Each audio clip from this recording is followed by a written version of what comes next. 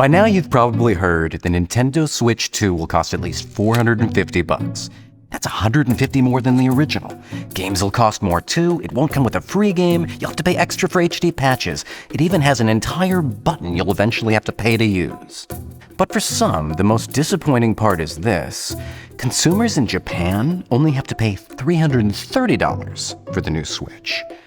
Except that last part isn't true, and I no longer think the company's being distinctly unfair to gamers outside Japan. The $450 price makes more sense when you consider what's happened to the dollar and the yen. Let's talk about inflation, exchange rates, scalpers, and why Nintendo can get away with a higher price now. I don't have to explain inflation to you. You see it at the grocery store. Since the first Nintendo Switch arrived 8 years ago, your dollars don't stretch as far. Heck, if Nintendo announced the original $300 Switch today, it would cost nearly $400. But Nintendo never did raise that price. It still costs $300. The Switch 2 is Nintendo's first real chance to start charging more. In Japan, Nintendo hasn't really raised the price either. It still costs around 33,000 yen. But Japan has not had the same inflation as the US during the past 8 years. Prices have only gone up around 10%, and wages have stayed relatively low. So while Nintendo can get away with charging over $400 in the US, it'd be harder to charge $400 in Japan. People there would hate it even more than we do, especially when you consider the yen. Let's talk exchange rates. Does it seem unfair to you that we have to pay $450 while they pay $330? Sure, if it were true, but Japanese residents aren't paying in dollars. They're paying nearly 50,000 yen. Some Japanese streamers have publicly said that 50,000 yen feels like $450 or $500, given how much money people earn in Japan. So why are US gamers saying the Japanese model only costs $330?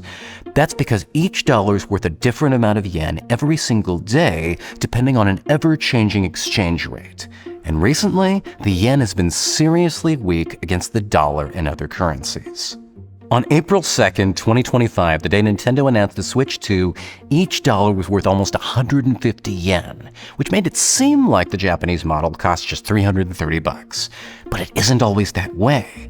On January 13, 2017, the day Nintendo announced the original $300 Switch, you could only get 114 yen per US dollar. If today's exchange rates were the same as back then, the Japan-only Switch 2 would cost $434 in US currency. And if you look at exchange rates from 2018, 2019, 2020, even 2021, today's Japan-only Switch 2 might be worth more than $450. Okay, still don't think the Japanese price is fair? Consider this. At $450, Nintendo is charging us 50% more for the Switch 2 than the original Switch. That's exactly what's happening in Japan, too.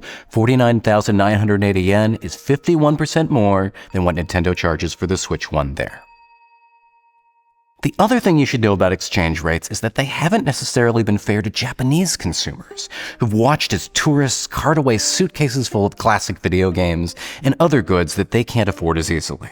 Because today's dollars buy 30% more in Japan than they did 8 years ago, tourism is at an all-time high, and not all are treating the country with respect.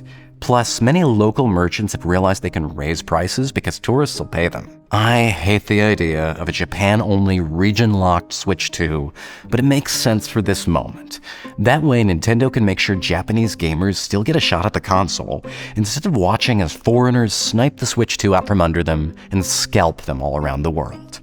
But regardless of which country you live in, why does the Switch 2 cost 50% more than the OG? Nintendo told us new features justify the price, and it blamed inflation too, but those aren't satisfying answers. Here's what I think. I think the real reason is that Nintendo can get away with the price because there's so little competition. There's no true PlayStation handheld, no Xbox handheld yet. Nintendo sometimes sells more Switches in a single month than handheld gaming PCs can sell in a full year. And in Japan, the competition's even thinner. Even the cheapest Steam Deck costs 20% more than a Switch 2 in yen, and the cheapest Sony PS5 costs 46% more. From what I've heard, Japanese gamers aren't terribly annoyed about the new price. They're just thanking Nintendo it's not even higher.